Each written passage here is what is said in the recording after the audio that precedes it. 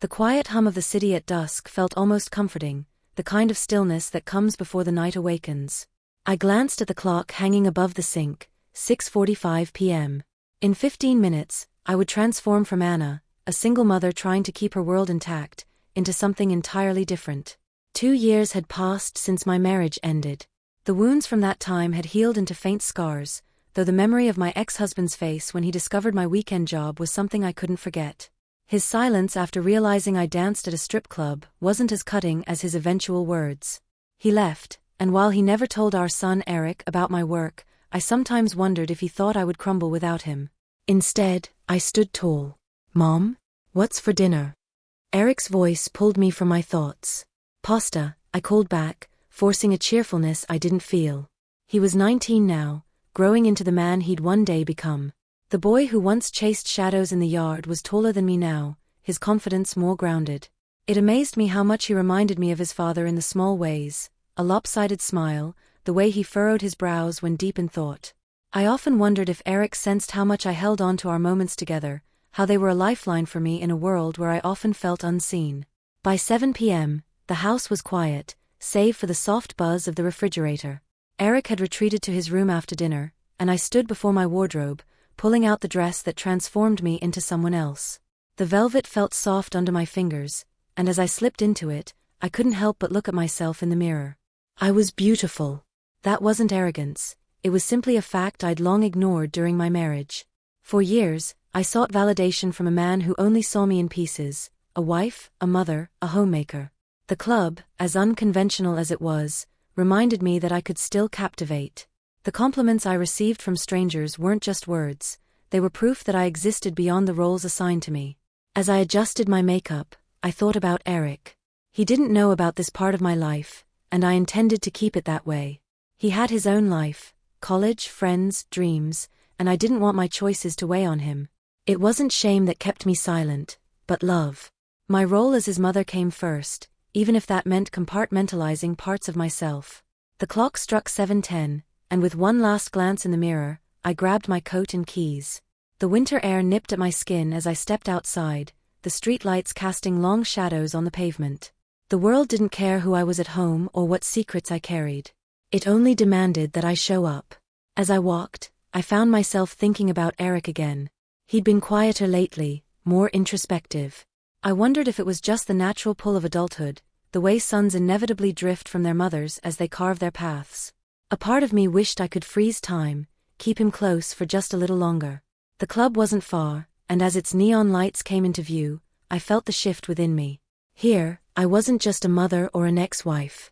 I was someone who could make the world pause for a moment, who could command attention. I stepped inside, the music already pulsing through the air. For the next 5 hours, I'd exist in a space where the past didn't matter and the future wasn't waiting. I'd lose myself in the rhythm, the lights, the faces that blurred together in a haze of admiration. But as I moved through the crowd, I knew my thoughts would inevitably return to him, my son, my anchor. In this dual life I led, he was the constant, the reason I woke up each day and faced the world. And as much as I tried to keep these parts of my life separate, a quiet voice in the back of my mind wondered, could they remain that way forever? Sunday mornings often carried a sense of calm, but this one felt different. It was my birthday, a milestone I hadn't given much thought to. At 38, I'd stopped counting years and instead focused on living each day as fully as I could. Yet, as the first rays of sunlight warmed my bedroom, I realized today would be special, not because of the date but because Eric had remembered. The soft knock on my bedroom door was my first clue. Before I could call out, the door creaked open, and there he was, my son, my boy who had somehow become a man overnight. He stood there holding a tray laden with scrambled eggs, toast and coffee, alongside a small vase with a single red rose. "Happy birthday, Mom," he said, his voice steady but warm. His smile lit up the room, and I couldn't help but smile back. "Eric," I said, sitting up in bed, "you didn't have to do all this." "Yes, I did," he replied, setting the tray carefully on my lap. "You do so much for me all the time. Today it's about you." I felt a lump form in my throat, but I swallowed it down. Eric wasn't the most expressive person, and seeing him go out of his way to make me feel special was overwhelming in the best way. I took a sip of the coffee, it was perfect, just the way I liked it.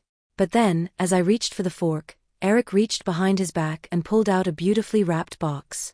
The metallic silver wrapping caught the sunlight streaming through the window, and the crimson bow on top was tied with precision. "What's this?" I asked, raising an eyebrow. "Open it," he said, a boyish grin spreading across his face. Carefully, I set the tray aside and took the box from him, my curiosity piqued. As I unwrapped it, the paper fell away to reveal a sleek black gift box. Inside was a dress, a striking black mini dress with delicate straps and a flattering silhouette. It was the kind of dress that whispered elegance but still demanded attention.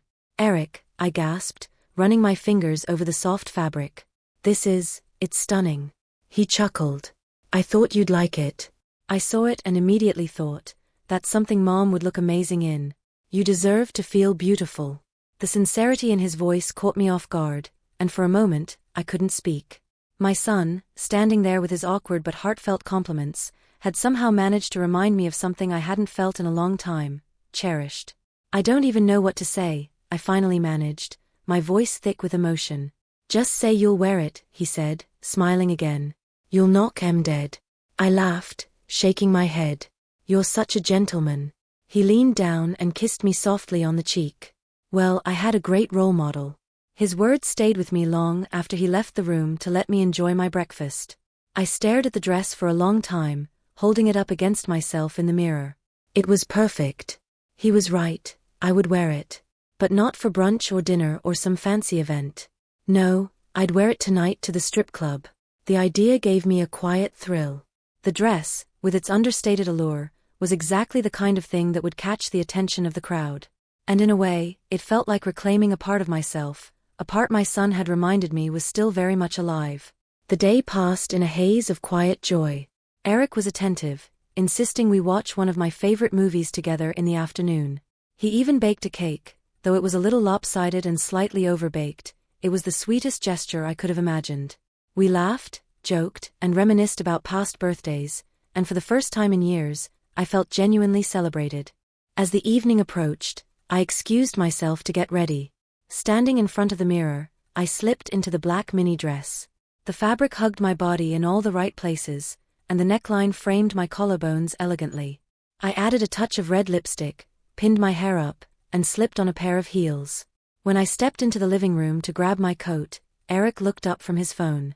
His eyes widened briefly before he quickly masked his reaction. "Wow, Mom," he said, his tone genuinely admiring. "You look amazing." I laughed softly. "You're too sweet." "No, I mean it," he said, standing up. "You're stunning." For a moment, his words hung in the air, and I felt a strange flicker of something I couldn't quite place. Gratitude, maybe, or pride. Either way, it warmed me. "Thanks, sweetheart," I said, giving him a quick hug. "Don't wait up, okay?" As I stepped out into the crisp January night, the sound of snow crunching under my heels, I felt a sense of exhilaration. Tonight, I wouldn't just be dancing for strangers, I'd be dancing with a renewed sense of self-worth. And though Eric would never know the details, it was his thoughtfulness that had given me the confidence to embrace myself fully. Walking into the club later that night, the lights and music welcomed me like an old friend. As I moved to the rhythm, I felt the fabric of the black dress sway with each step, its beauty matched only by the confidence I carried within me. Tonight wasn't just about the attention from others, it was about claiming my place in the world, feeling alive in a way I hadn't for years. And somewhere in the back of my mind, I made a mental note to thank Eric again in the morning. The pulsing bass reverberated through the dimly lit club, a familiar rhythm that usually calmed me. Tonight, however, my nerves tingled with an intensity one couldn't ignore. I was wearing the stunning black mini dress Eric had given me, and the way it hugged my body added an extra layer of confidence to my movements. The stage lights, soft and warm, cast a flattering glow as I gripped the pole, slipping into the routine I knew so well.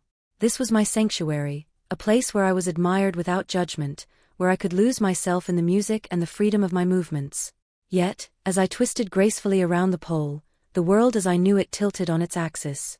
My eyes scanned the room, a habit born from years of performing, but when I saw him, my heart plummeted. Eric. There he was, standing near the entrance, scanning the room with a cautious curiosity that quickly gave way to shock. He was dressed impeccably, black pants that accentuated his lean frame, a fitted black shirt that made him look mature and confident. His hair was neatly styled, and for a moment, I thought he could have been mistaken for one of the sophisticated patrons who frequented the club. But this was no mistake. My son had just walked into my world, a world I had worked so hard to keep separate from him.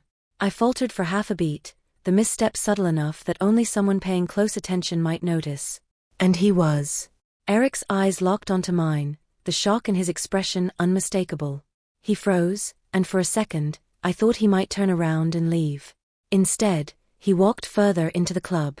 I forced myself to continue, my movements flowing as if nothing had changed, though every nerve in my body screamed otherwise. My mind raced, wondering why he was here, how he had ended up in this place. But even amidst the chaos in my head, I couldn't help but notice how he carried himself. His broad shoulders, the steady confidence in his stride. He looked like a man who belonged, not a boy lost in an unfamiliar world. When Eric reached the edge of the stage, he stopped, taking a seat directly across from me. The table he chose was close enough to see every detail, far enough to allow him a semblance of anonymity. His gaze didn't waver, his dark eyes following every movement I made. I felt my cheeks flush under the heavy makeup, a mixture of embarrassment and something I couldn't quite name. He wasn't angry. He wasn't judgmental. In fact, as the initial shock faded from his face, a different emotion took its place: admiration. I wasn't sure how to feel about that. The music shifted to a slower, more sensual track, and I used the change in tempo to ground myself. I spun around the pole, letting the rhythm guide me, and when I glanced at Eric again, he was still watching, his expression softening into something almost approving. He leaned back in his chair, his fingers tapping lightly against the glass in front of him, as if he were completely at ease. I knew this wasn't a place for boys, but there was nothing boyish about the way Eric looked at me now. He wasn't just here, he was present, unflinching, meeting me on my terms. The set ended, and I retreated from the stage, my heart pounding as I disappeared into the dressing room. My co-workers greeted me with casual nods, oblivious to the turmoil swirling inside me. I leaned against the counter, staring at my reflection in the mirror. My carefully crafted exterior, a confident performer, a woman in control, felt like it was cracking. Why hadn't he left? Why wasn't he upset? I didn't have long to ponder. A knock on the door jolted me from my thoughts. One of the club's floor managers peeked inside. "Anna, someone's asking for you out front." I didn't need to ask who. Straightening my dress and touching up my lipstick, I steeled myself and made my way out to the floor. The club was alive with chatter and music, but it all faded as soon as I spotted him. Eric was still at the same table, his posture relaxed, yet his gaze intense as he watched me approach. I stopped just short of the table, unsure of what to say. But before I could speak, he did. "Mom," he said softly, his voice steady despite the cacophony around us. "You're incredible." His words hit me like a wave. Of all the things I'd imagined, this was not one of them. I opened my mouth, then closed it again, searching for the right response. "Eric, what are you doing here?" I finally managed, my voice barely audible over the music. "I could ask you the same thing," he said, his lips curling into a faint smile. "But I think I already know." I looked down, feeling the weight of his gaze. This isn't how I wanted you to find out." "I'm not upset," he said, his tone gentle but firm. "I mean, I was surprised, of course I was. But seeing you up there, Mom, you were amazing. Confident. Beautiful. I get it now. You get it?" I asked, raising an eyebrow. "You always tell me to do what makes me happy," he said, leaning forward. "To live my life the way I want to. I guess I just never thought about what that meant for you." His words hung between us, heavy and yet liberating. For the first time, I felt truly seen, not as a mother, not as a performer, but as a woman. "You're not embarrassed?" I asked quietly. He shook his head, a small smile playing at his lips. "No. If anything, I'm proud. You're fearless." Tears pricked at the corners of my eyes, but I blinked them away, offering him a shaky smile. "You've grown up so much, Eric." His expression softened, and he reached across the table, his hand brushing against mine. "Because I have you as an example." For the rest of the evening, he stayed. Not as my son, but as someone who understood me in a way I never expected. And in his gaze, I saw not judgment but admiration, a silent promise that whatever this was, we would navigate it together. The final set of the night came to a close, and the crowd erupted in cheers and whistles as I struck my last pose under the soft glow of the stage lights. The applause was as familiar as the music, but tonight, my focus wasn't on the strangers who had gathered to watch. It was on Eric, sitting near the stage, his dark eyes steady on me. As I stepped off the stage and made my way through the tables, I couldn't miss the way his gaze followed me. He stood out in his black shirt and tailored pants, his broad shoulders a stark contrast to the soft flickering shadows of the club. I was nervous, wondering what he might say or do, but when he approached me, his actions left me speechless. He walked up, his expression calm yet intensely focused. With a fluid motion, he reached into his wallet and slid a bill into the strap of my dress. The gesture was casual, almost like anyone else in the club, but the deliberate way he moved, and the way his fingers lingered for a brief second, made my heart race. Then, without hesitation, he leaned forward and pressed a gentle kiss to my temple. "You were perfect," he whispered, his breath warm against my skin. "I'll wait for you outside." Before I could reply, he turned and walked away, his confidence undeniable.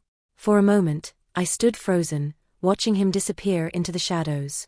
My chest tightened with an unfamiliar blend of emotions, pride, disbelief, and an undeniable thrill that sent a shiver through me. By the time I finished changing and stepped outside, the cold January air was sharp against my flushed skin. Eric was waiting near the car, his hands in his pockets, his silhouette striking against the dim glow of the streetlights. As I approached, he smiled, a small knowing curve of his lips that made my pulse quicken. "Ready?" he asked, his voice low but warm. I nodded, and he opened the car door for me, his gentlemanly nature shining through once again. During the drive home, the silence between us wasn't awkward, it was charged with unspoken words. Every now and then, I felt his eyes flicker toward me, his gaze lingering just long enough to make my cheeks flush. "You look beautiful in that dress," he said suddenly, breaking the silence. His tone was sincere, without a hint of hesitation. "I knew you would." I glanced at him, caught off guard by the compliment. "Thank you, Eric. That means a lot." "It's true," he continued, his voice softer now. "You're incredible. I don't think I've ever noticed just how stunning you are." His words, paired with the intensity of his gaze, made my heart skip a beat. I looked out the window, trying to gather my thoughts, but I couldn't shake the warmth blooming in my chest. When we arrived home, Eric was quick to help me out of the car, his hand resting lightly on my lower back as he guided me to the door. Once inside, he took my coat and disappeared into the kitchen. Moments later, he returned with 2 glasses of red wine, his expression calm but thoughtful. "You've been on your feet all night," he said, handing me a glass. "Sit down, Mom. Relax." I hesitated for a moment, but the gentle authority in his tone left no room for argument. I sank into the couch, the soft cushions welcoming me as I sipped the wine. Eric set his glass down and crouched in front of me, his hands moving to untie the straps of my heels. "You don't have to do that," I said, my voice barely above a whisper. "I want to," he replied, his eyes meeting mine with unwavering determination. "You work so hard. Let me take care of you for a change." His words sent a warmth through me, and I allowed him to slip off my shoes. The relief was immediate, but it was nothing compared to what came next. Eric placed my feet on his lap and began massaging them with careful, practiced movements. His thumbs pressed into the arches, easing away the tension, and I couldn't suppress the soft sigh that escaped my lips. "You're amazing at this," I murmured, closing my eyes. "I've had practice," he said, chuckling softly. "But you deserve it, Mom. You do so much, and I don't say it enough. You're incredible." As his hands moved to my ankles, his fingers brushing gently against my skin, I felt him pause. Opening my eyes, I saw him staring at the faint bruises on my legs, marks left by hours of dancing in unforgiving heels. His brow furrowed, a flash of concern crossing his face. "Does this happen often?" he asked, his voice tinged with worry. "Sometimes," I admitted, trying to sound nonchalant. "It's just part of the job." Eric shook his head, his jaw tightening. Then, to my surprise, he leaned down and pressed a light kiss to one of the bruises. The gesture was so tender, so unexpected, that it left me breathless. "You shouldn't have to hurt yourself like this," he said softly, his lips lingering for a moment before he straightened. "You're too important." His words hung in the air, heavy with meaning. I didn't know how to respond, my heart pounding as I searched his face. There was something in his eyes, a mixture of admiration, protectiveness, and something deeper, that made it impossible to look away. "Thank you," I finally whispered, my voice unsteady. Eric smiled, his hands still gently cradling my feet. Anything for you. The connection between us, unspoken but undeniable, was stronger than ever. As the night wore on, I couldn't help but feel that something had shifted. Eric wasn't just my son anymore, he was my rock, my support, my equal.